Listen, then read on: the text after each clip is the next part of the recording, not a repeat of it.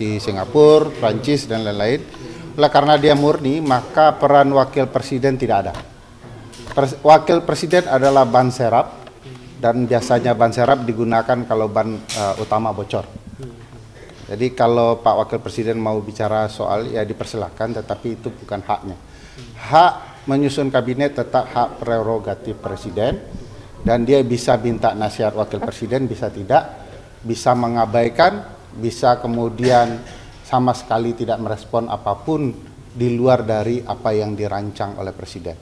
Jadi kalau sekedar omon-omon tentu saja boleh, tidak dilarang, itu tentu hak Wakil Presiden sebagai warga negara yang baik, tetapi untuk menentukan susunan kabinet itu hak tunggal Presiden.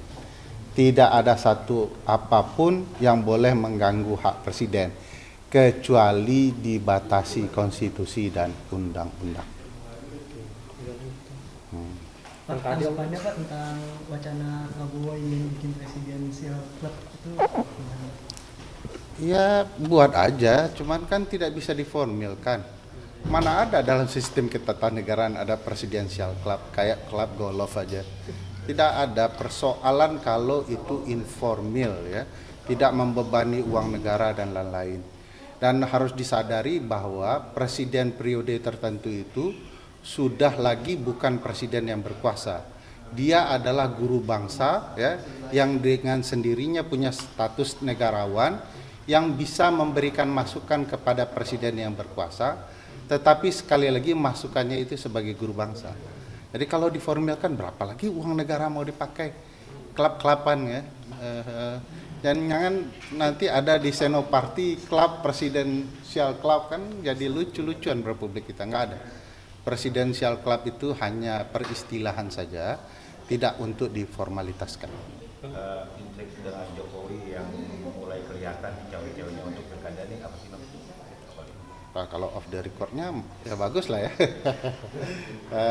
Saya intrik dengan Jokowi gimana? Maksudnya cawe-cawe Jokowi ini bukti kelihatannya apa sih?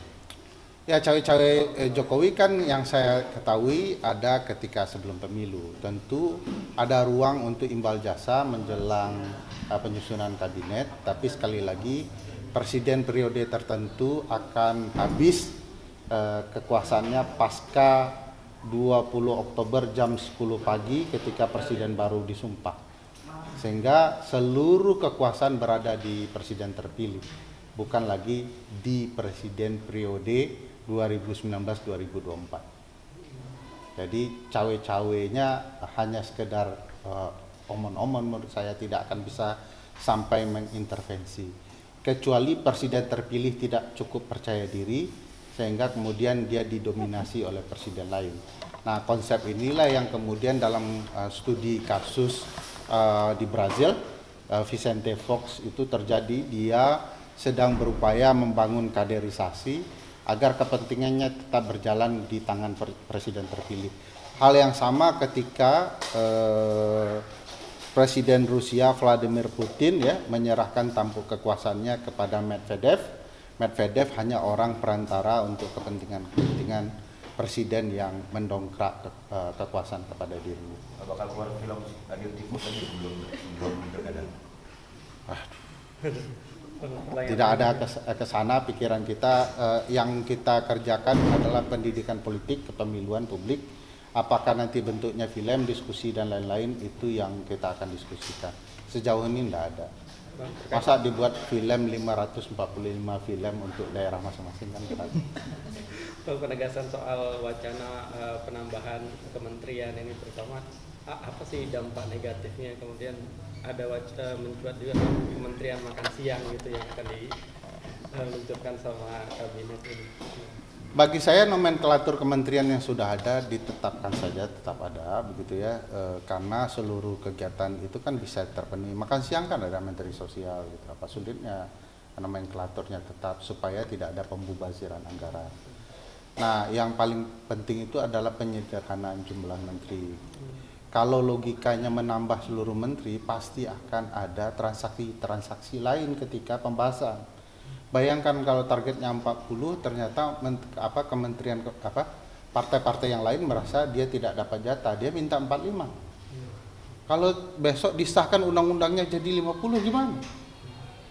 Ada sekitar 16 orang baru, menteri baru yang pada esensinya tidak berguna untuk republik ini gitu ya. Jadi betapa banyaknya pembubaziran yang terjadi kalau kemudian kita mengubah undang-undang. Saya tidak pernah mendengar satupun setelah Undang-Undang 39 2008 ada kekurangan menteri sampai hari ini. Yang kurang itu adalah hasrat dan kepentingan untuk membagi kekuasaan. Pak Ferry mungkin menambahkan yang sudah dibahas tadi. Kalau kecurangan bukan hanya terjadi periode ini, sebelumnya juga ada isu kecurangan. Nah ini, tapi selama ini MK juga tidak pernah membatalkan hasil pemilu. Ini seperti apa dampaknya dalam pelaksanaan pemilu? Nah itu yang saya lupa sampaikan, esensi yang perlu disampaikan bahwa efek buruk dari putusan 1 PHPU Pres 22 Romawi tahun 2024 dan nomor 2-nya adalah orang jadi berpikir curang securang-curangnya. Karena dengan curang yang jauh lebih besar, kecurangan itu sulit untuk dibuktikan dan direspon oleh mahkamah. Jadi kalau mau menang jangan jarak kecurangannya cuma 2%, harus parah gitu ya. Nah itu simpulan dari putusan kemarin karena beberapa hal yang curang tidak didalami, tidak ditelusuri dan tidak diberikan sanksi dalam bentuk putusan. Nah kalau saya punya kekhawatiran itu akan menjadi tabiat yang akan juga digunakan oleh para calon kepala daerah, kacau demokrasi kita. Semua ingin curang separah-parahnya. Dalam bahasa Profesor Effendi Ghazali, gentonglah segentong-gentongnya, babilah sebabi-babinya, supaya parah betul kecurangan itu sehingga sulit untuk kemudian dibuktikan. Ini dampak buruk yang mestinya bisa dicegah di Pilkada 2024 pembuktian. Sebenarnya Pilkada menjadi batu penting untuk membatasi kecurangan di Pilpres. Karena itu PHPU nomor 41D 2008 membuat mekanisme baru dalam pembuktian kecurangan yang kita kenal dengan TSM kan. Harusnya gagasan itu dijelaskan di sidang kemarin gitu. Seberapa masif terjadinya dan struktur yang berperan di dalam kecurangan itu seperti apa, sistematikanya bagaimana bekerjanya. Jadi kemarin itu semua dibatasi sehingga TSM itu sulit kemudian digambarkan. Harus diakui memang beberapa pihak mungkin gagal untuk sungguh-sungguh membuktikan kecurangan, tetapi sebenarnya beban pembuktian di MK itu luas, termasuk kepada hakim. Jadi hakim sendiri berhak membuka seluas-luasnya untuk pembuktian kecurangan pemilu. Nah itu ekses negatif dan harapan kita itu tidak terjadi di Pilkada 2024.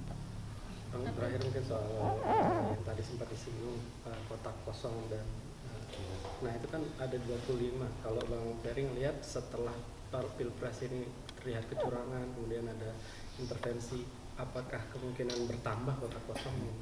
Potensinya bisa besar bertambah ya, karena konsep kecurangan itu modelnya banyak sekali modelnya. Salah satunya dengan membeli seluruh perahu partai politik agar lawan tidak bersaing. Jadi di dalam teori politik ada namanya electoral competitiveness fraud. Jadi kecurangan untuk membangun kompetisi yang tidak sehat. Nah inilah model dan salah satu jenisnya. Nah sayang MK malah menyelamatkannya dengan kotak kosong. Harusnya memberikan batasan proses pencalonan agar kompetisi bisa diwujudkan di dalam pilkada. Nah, tapi idealnya mungkin konsekuensi hukum seperti apa dan aturan seperti apa yang harus diterapkan untuk mencegah kecurangan terjadi? Undang-undang pemilu kita itu cukup lengkap. Hanya undang-undang pilkada punya batasan. Nah sekarang untuk membenahinya bisa melalui putusan MK atau kita membangun tradisi baru dengan peraturan KPU yang membangun kompetisi yang sehat baik untuk pilkada. Bisa kok banyak caranya kalau untuk berbuat baik. Sayangnya yang sering terjadi adalah banyak caranya untuk berbuat curang kan gitu. Mas Ferry, soal pemborosan anggaran kemarin kan Prof. Eko Prasetyo itu menyebut kalau ruang fiskal di APBN itu tinggal tersisa 17% gitu. Nah kalau ada kementerian baru lagi itu kira-kira pemborosannya itu seperti apa sih berdasarkan pengalaman yang sebelumnya? Sebagai orang hukum yang takut matematika ekonomi, aku tidak bisa menjawab spesifik ya, tetapi kurang lebih setiap pembentukan menteri dan kementerian baru itu akan pasti berdampak kepada beban anggaran negara. Di tengah kemudian kebutuhan negara yang melonjak dan hutang yang meningkat, agak konyol kebijakan menambahkan jumlah menteri dan menambah kementerian. Karena bebannya tidak hanya untuk pusat. Kalau kementerian yang nomenklaturnya ada di pusat saja, oke, ya gitu ya. Tapi bagaimana kementerian itu terkait dengan kantor-kantor wilayah yang ada di daerah? Bebannya akan lebih banyak lagi. Kalau misalnya kementerian itu membutuhkan kantor wilayah, kita butuh kantor-kantor wilayah baru di 38 provinsi, di 500-an kabupaten dan kota. Ini beban yang perlu dipikirkan, tidak asal usul begitu ya. Tidak asal bilang ini hak prerogatif presiden, karena kita punya catatan sejarah masa lalu soal pembangunan kabinet yang di masa lalu itu. Nah, saya mau kasih catatan, namanya saja kabinet. Teman-teman harus tahu asal kata kabinet itu di lemari itu tuh. Lemari kabinet, maksudnya ruang-ruang kecil. Di dalam ruang kecil tidak ada orang banyak. Kalau tidak akan kepanasan seperti ini. Jadi saya mau katakan kabinet saja artinya adalah kelompok orang-orang kecil yang berada di ruangan kecil yang menjadi kepercayaan penguasa. Nah, aneh kan kalau kabinet diisi orang banyak? Menyalahi asal kata, menyalahi sejarah, menyalahi pemerintahan yang efektif. Jadi kalau ada yang mau mempertahankan ya tujuannya pasti beda dari tujuan-tujuan.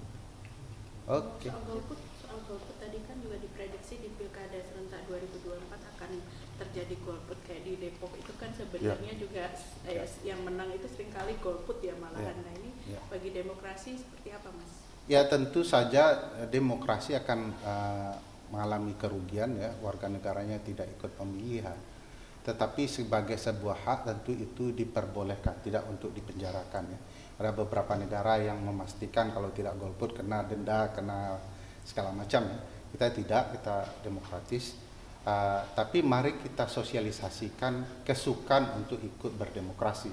Masalahnya kalau cara curang masih terlihat nyata di mana-mana, tentu orang akan malas menganggap demokrasi hanya wujud sandiwara saja.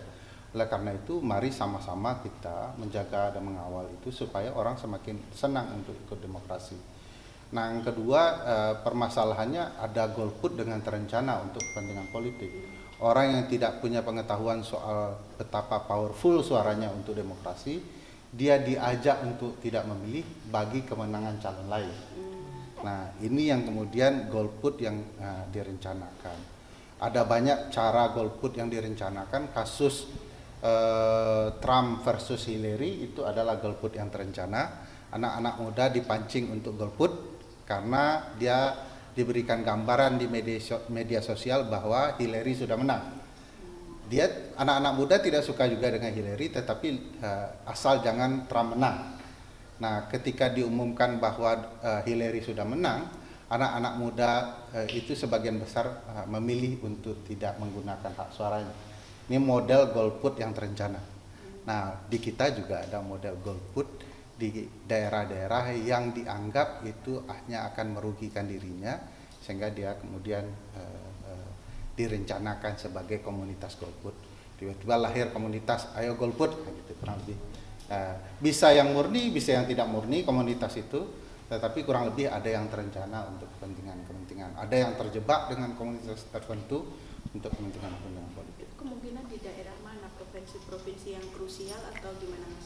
Lebih banyak sebenarnya satu kalau di kota besar karena pemilih yang punya kapasitas pemikiran kritis, lalu di desa-desa karena mungkin fasilitas pemilihan yang terabaikan oleh penyelenggara. Misalnya dia hendak mau milih tetapi karena ini wilayah tidak terlalu menguntungkan untuk calon tertentu, dipersulit registrasinya dan segala macamnya, sehingga mereka akhirnya tidak bisa memilih.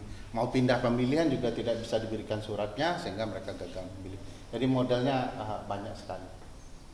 Oke, sip. Terima kasih.